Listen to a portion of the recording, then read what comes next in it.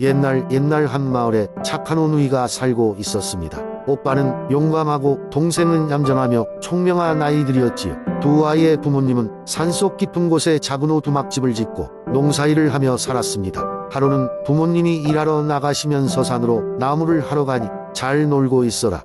그리고 저녁엔 우리 마을 회관에서 잔치가 있을 테니 꼭 참석하라고 말씀하셨습니다. 오누이는 네, 알겠습니다. 라고 대답하며 부모님을 배웅했습니다. 잔치가 기대됐던 아이들은 그날 하루종일 기분 좋게 시간을 보냈습니다. 어느덧 저녁이 되어 오누이는 준비를 하고 마을 회관으로 향했습니다. 길을 걷다가 길가에서 이상한 할머니를 만나게 되었어요. 할머니는 허름한 노차림에 매우 찌치 널구리였습니다. 굶주린 할머니를 본 오누이는 안쓰러운 마음의 자신들이 가져가던 도시락을 나누어 드렸습니다. 할머니는 기쁜 미소와 함께 얘들아, 너희들은 정말 착하구나. 내 너희에게 무언가를 주고 싶구나. 이 마법의 반지를 줄게. 힘들거나 무서울 때 이 반지를 돌리면 너희에게 큰 힘이 될 것이란다라며 말했습니다. 오누이는 반지를 받아 감사의 인사를 건넨 후 마을 회관에 도착했습니다. 마을 회관에서는 음식 냄새가 진동하고 사람들이 춤을 추며 즐거운 시간을 보내고 있었습니다. 오누이도 다른 마을 사람들 사이에서 재미있게 놀다 보니 시간이 어떻게 흘렀는지 모를 정도였습니다. 밤이 깊어갈 무렵 오누이는 집으로 돌아가기로 했습니다. 그런데 돌아오는 길에 갑자기 하늘이 흐려지고 커다란 짐승 같은 그림자가 숲에서 다가오고 있었습니다. 무서운 짐승은 바로 사람을 잡아먹는 괴수로 아이들을 발견하자마자 사납게 달려들었습니다. 날카로운 발톱과 붉은 눈을 가진 괴수에 놀란 오누이는 그 자리에서 얼어붙어 버렸습니다. 그 순간 오빠는 할머니가 주신 마법 반지를 꺼내 돌렸습니다. 그러자 반지에서 눈부신 빛이 나며 오누이를 감싸 안습니다. 그 빛 속에서 오누이는 하늘로 떠오르기 시작했습니다. 그 광경을 본 괴수는 눈을 감싸 쥐고 울부짖으며 숲속으로 사라져갔습니다. 하늘은 점점 밝아졌고 오빠는 태양이 되었으며 여동생은 밝은 달이 되어 하늘을 비췄답니다. 이제 오누이는 영원히 사람들을 비추고 지켜주는 존재가 되어 안전하게 하늘에서 우리를 바라보고 있습니다. 이렇게 해와 달이 된 오누이의 이야기는 오늘날까지 전해진답니다. 두 번째 이야기. 옛적에 깊은 산골 마을에 열심히 살아가는 오누이가 있었습니다. 그들의 부모님은 농사를 지으며 소박하게 살아갔고 오누이는 함께 뛰놀며 친구처럼 가까운 사이였습니다. 어느 날 어머니가 도시로 장을 보러 가시면서 아이들에게 일렀습니다. 얘들아, 혼자 잘 지내고 있어야 한다. 늦어져도 걱정 마렴. 오누이는 어머니의 당부에 고개를 끄덕였습니다. 그러나 밤이 깊어질수록 오누이는 점점 걱정이 되었습니다. 그리고 밤이 늦었지만 어머니는 돌아오지 않았습니다.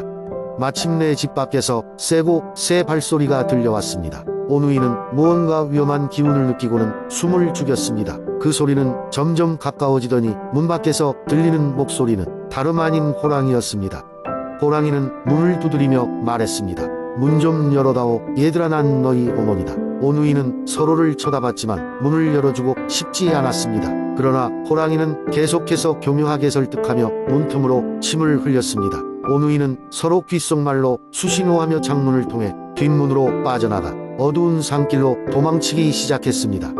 산길은 험했고 달빛은 간신히 길을 비춰주었습니다. 오누이는 호랑이가 쫓아오는 소리를 들으며 빠르게 내달렸습니다.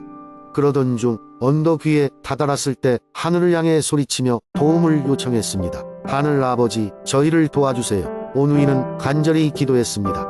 그러자 하늘에서 기적적으로 동화줄이 내려왔습니다. 오누이는 동화줄을 잡고 하늘로 올라가기 시작했습니다. 호랑이도 이 광경을 보고는 포기하지 않았습니다. 나도 저리로 갈 수 있어. 호랑이는 소리치며 다른 동화줄을 타고 올라갔습니다. 그러나 호랑이가 탄 동화줄은 썩은 줄이었고 결국 끊어져서 아래로 추락하게 됩니다. 오누이는 무사히 하늘로 올라가 별이 되었습니다. 오빠는 해가 되어 낮을 밝히고 동생은 달이 되어 밤을 비추게 되었습니다. 그렇게 두 사람은 세상에서 가장 아름다운 해와 달이 되었답니다. 이제 그들은 영원히 함께 하며 서로를 지키는 존재가 되었습니다. 그리고 그 모습을 지켜보던 사람들은 해와 달이 될 만큼 아름답고 용감한 사랑을 배울 수 있었다고 합니다. 세 번째 이야기. 옛날, 아주 먼 옛날, 어느 산골 마을에 호랑이 한 마리가 살고 있었어요. 이 호랑이는 늘 산속에서 사냥을 하며 배를 채웠지만 어느 날은 먹이를 구하기 어려워 마을로 내려왔어요.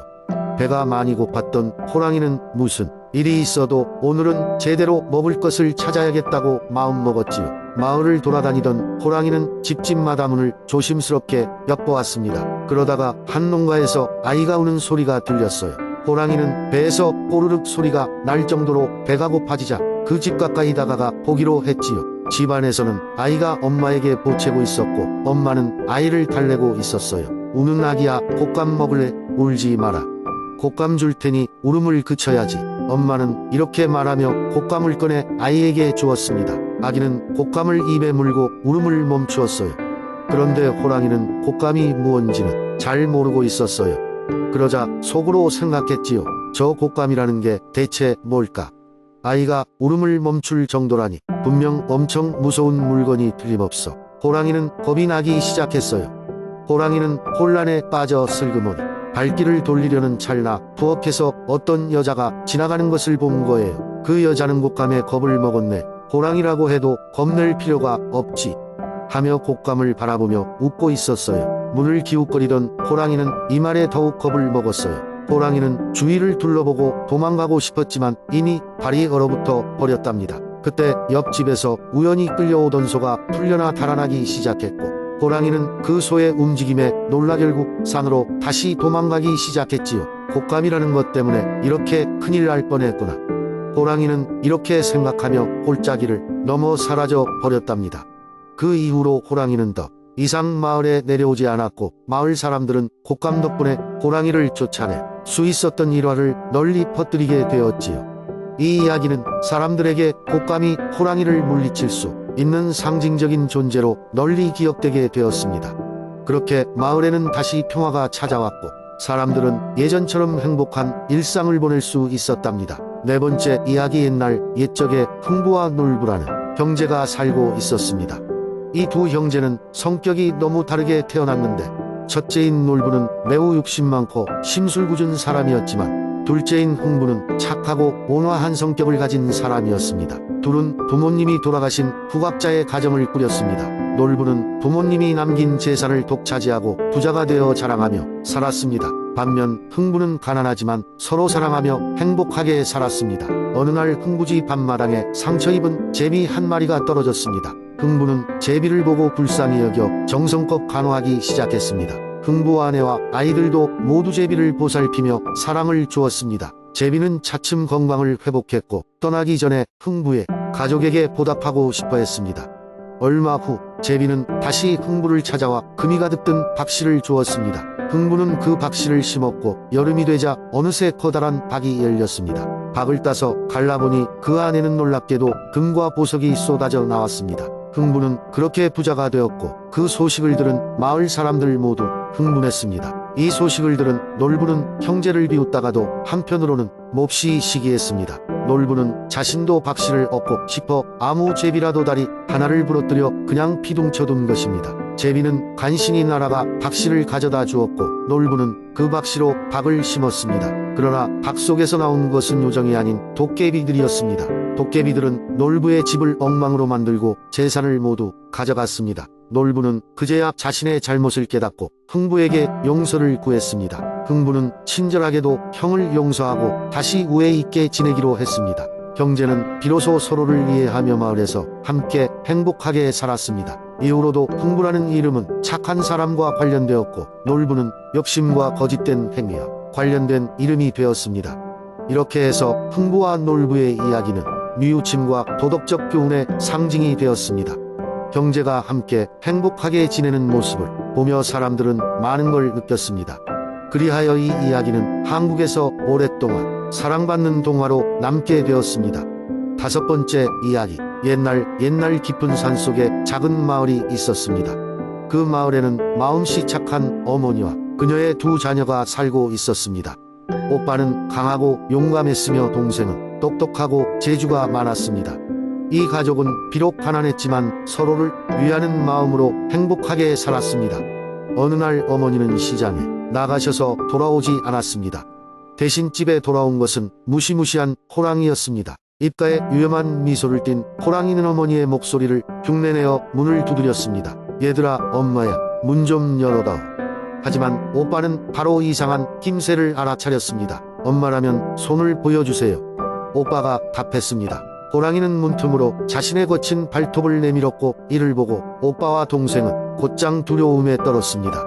오빠는 동생의 손을 잡고 뒤뜰로 도망쳤습니다. 뒷산으로 이어지는 길은 험난했지만 그들은 석양이 지기 전에 어서 산을 넘기로 결심했습니다.